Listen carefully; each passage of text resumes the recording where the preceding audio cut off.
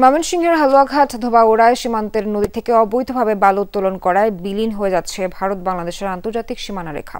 এতে ক্ষতির মুখে পড়ছে বাংলাদেশ। ক্ষতিগ্রস্ত এলাকায় পিলার না থাকায় দেশের সীমানা নিয়ে জটিলতা তৈরির আশঙ্কা দেখা দিয়েছে। সংবাদ সম্মেলনে এমনটাই জানিয়েছে বিজিবি।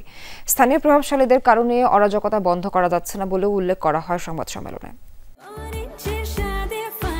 অরেঞ্জ সহ বিভিন্ন ফ্লেভারে প্রাণ ললিপপ, জুসি ওয়ার্ল্ড। ময়মনসিংহের হালুয়াঘাট ধোবাউড়া সীমান্তের বরাক নদীর পাড়ের চিত্র এটি।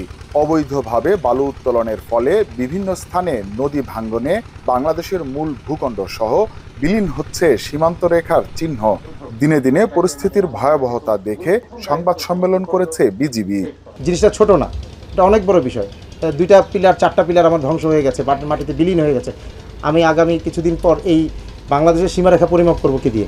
দ্রুত যদি আমরা বন্ধ করতে না পারি তাহলে আমাদের সিলেটের যে ঘটনা ঘটে গেছে সাদা পাথরে, আমাদের এই ধরনের একটা পরিস্থিতি হয়তো জন্মাতে পারে।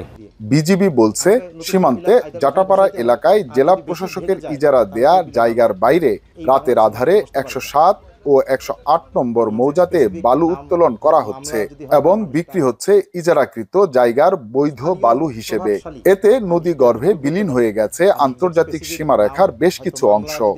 অবৈধভাবে এই ইজারার নাম করে অন্য জায়গায় এই মেশিনগুলো স্থানান্তরিত করে একটা বড় চক্র এই বালি উত্তোলন করছে, যার ফলে আমাদের যে সীমান্ত রেখা, শূন্যরেখার পাশে যে নদী গর্ভ আছে সেখান থেকে ভূমিধস হচ্ছে।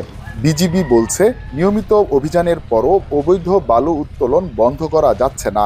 এর কারণ হিসেবে স্থানীয় প্রভাবশালীদের দৌরাত্ম্যের কথা তুলে ধরে বিজিবি। স্থানীয় প্রভাবশালী কারা? এখন ইন্টারিয়াম গভর্নমেন্টের সময় আমাদের এখানে স্থানীয় প্রভাবশালী কিন্তু আগের ফ্যাসিস্ট সরকার নাই। তাহলে যারা এখন আছেন তাদের মধ্যে থেকেই প্রভাবশালী যারা আছেন তারা এটা সংঘবদ্ধভাবে চেষ্টা করছেন।